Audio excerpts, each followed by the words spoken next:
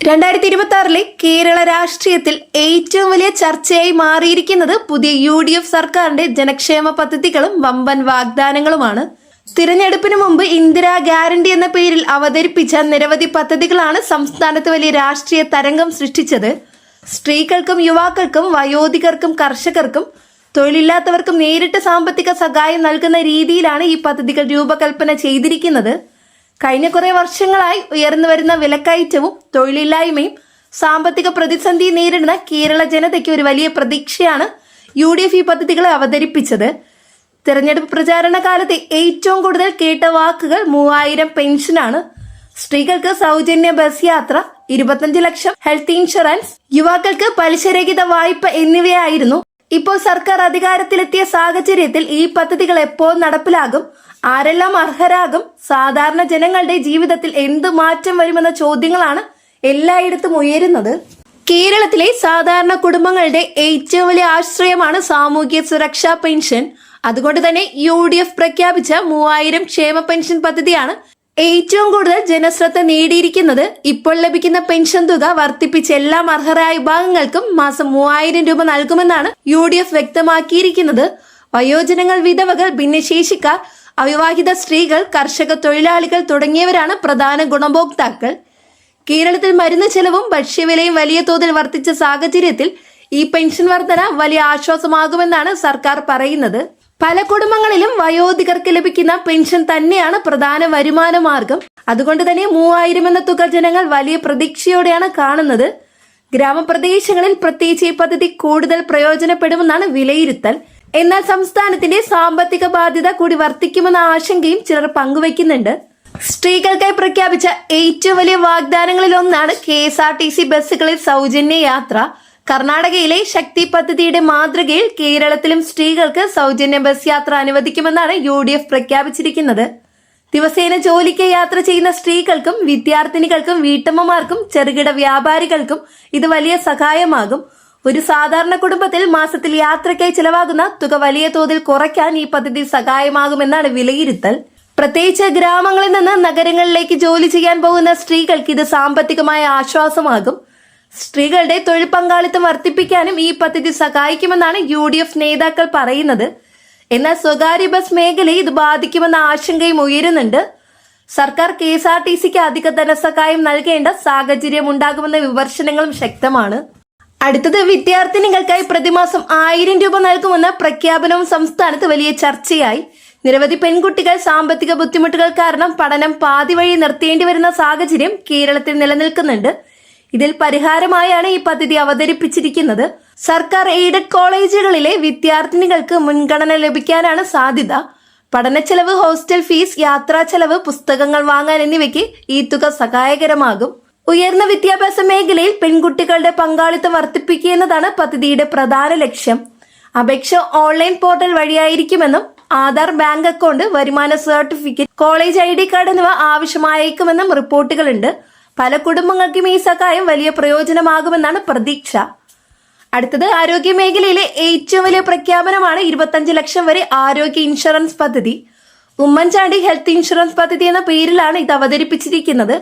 കേരളത്തിലെ ചികിത്സാ ചെലവ് കുത്തനെ ഉയർന്ന സാഹചര്യത്തിൽ ഈ പദ്ധതി സാധാരണ ജനങ്ങൾക്ക് വലിയ ആശ്വാസമാകുമെന്നാണ് വിലയിരുത്തൽ.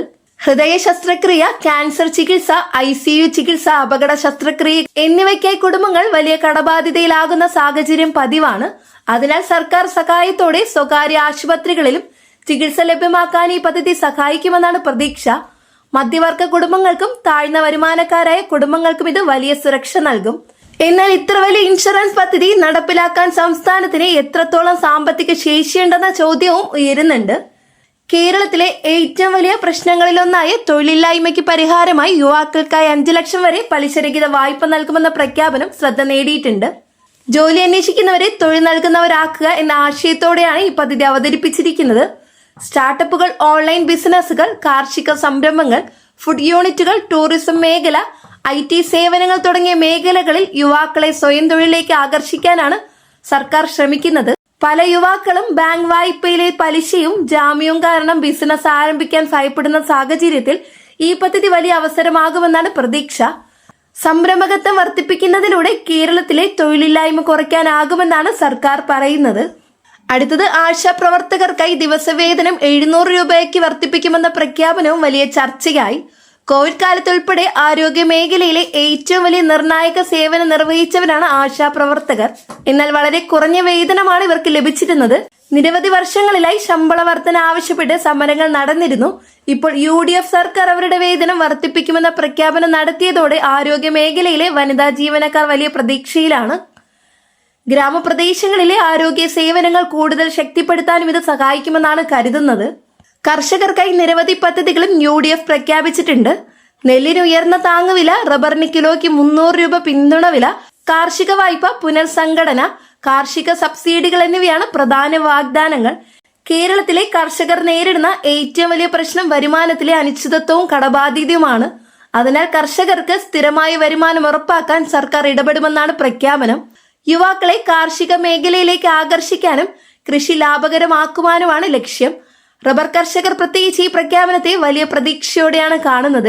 സ്ത്രീ സ്വയം തൊഴിൽ പദ്ധതികൾക്കും UDF വലിയ പ്രാധാന്യം നൽകിയിട്ടുണ്ട്. കുടുംബശ്രീ യൂണിറ്റുകൾക്ക് കൂടുതൽ സാമ്പത്തിക സഹായം, ഹോം ബിസിനസ്സുകൾ വായ്പ, ഓൺലൈൻ മാർക്കറ്റിംഗ് പിന്തുണ എന്നിവ നൽകുമെന്നാണ് പ്രഖ്യാപനം. സ്ത്രീകൾക്ക് സ്വയം വരുമാന മാർഗം കണ്ടെത്താൻ ഇത് സഹായിക്കുമെന്നാണ് പ്രതീക്ഷ.